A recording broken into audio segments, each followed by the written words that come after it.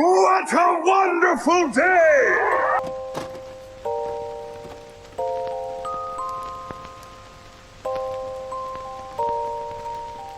I'm gonna make this pretty short, but if you're like me and you've been like obsessed with apes ever since you watched Kingdom of the Planet of the Apes, then you probably have one thing in mind. Like, you probably thought about this all week, day after, a few days after the movie you've watched, or maybe even right now you're thinking about it. Was Proximus Caesar right?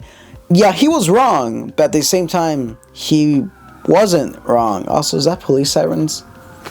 Yeah, he wasn't necessarily wrong. It's just the way he was doing things just wasn't the best. Also, spoilers for the film, so if you haven't seen the movie, I highly recommend skip out on this video till you finish watching it. But yeah, I just want to give my quick thoughts on why Proximus Caesar was right. He wasn't really the villain, so to say. He was just kind of misguided. Yeah, sure, the things he was doing, he was oppressing other apes, he was stealing other ape tribes, he was wiping out other clans of apes. Never mind, this dude's kind of evil.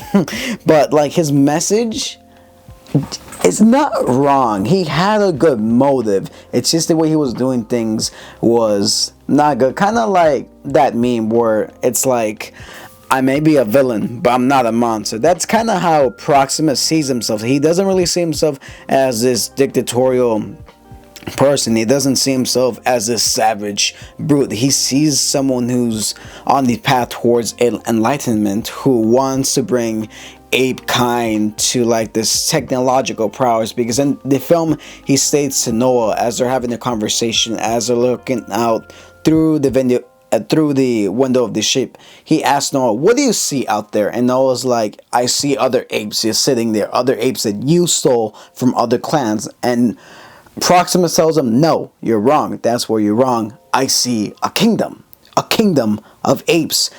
And in the vault over there is technology, human technology that can speed up evolution." And he does have a point, because if the apes got their hands on the technology, which, if we're being honest, the technology is guns. If he got knowledge to gunpowder, if he got access to tanks, jets, computers, then it would be 100% possible for apes to completely jumpstart their society. And yeah, he wants to do that. He wants to secure a future for apes, mostly because he wants to rule it all. He's obsessed with power. He's obsessed with Roman power. That's why throughout the beginning of the film, when he says, "What a wonderful day. What a wonderful day," he's essentially stating, yeah, it's going to be a good day for us. He's trying to motivate his people to open the gate in order to gain access to this vault. His mistrusting of humans comes from the knowledge that he's learned from the books. That yeah, humans are essentially barbaric creatures. They are brutes. They are lesser than animals. Yeah, if they were to gain their intelligence here now, they would wipe out all of apes, and then they would go back to killing one another. So at one point, he's not wrong, because humans, like, I don't even trust other people, if I'm gonna be honest. Like, for example, like, would you trust a random stranger with your phone? Would you trust your co-worker with your phone? Would you trust your co-worker to take your car? Of course you wouldn't, because we humans, we don't really trust each other. It's hard to trust one another. Same goes with a different species who, in a different life, they were caged up, they were tortured, they were experimented on. Humanity at this point, even in the far future, is seen as brutal. They're seen as wasteful. They are seen as nothing more than bugs to be squashed upon. So the way Proximus was spouting his beliefs that humans are dangerous, humans are not to be trusted, he was 100% right.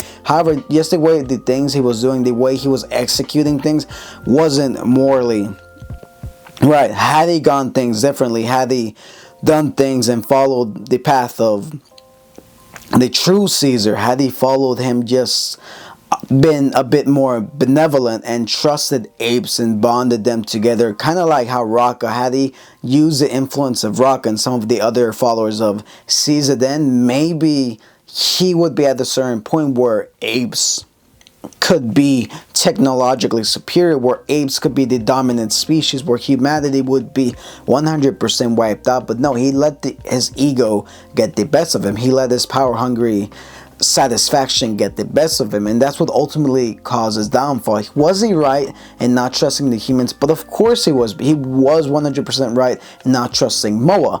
Even Noah at the end of the film does not trust a human woman. He does not trust the humans again because they lied time and time again. He even admits that, yeah, Proximus was right in not trusting humans, because humans at the end of the day, they're lying, they're thieves, they're brutes. They will lie for their own gain. They will even lie to their own people, yes, for the gains. We, like in the film, like the Moa, whatever her name is, she essentially lies about where she's from, what happened to her people. In the end, it turns out she's part of a clan of humanity that survived in these scattered outposts. She lied throughout the film just to get what she wanted. And Proximus was 100% right. It's just his motivations, the way he was doing things, slaughtering, torturing, kidnapping apes. He was no better than a human. At the end of the day, he's more human than he was an ape. Had he stuck to the true way of Caesar, then maybe, just maybe, he could have been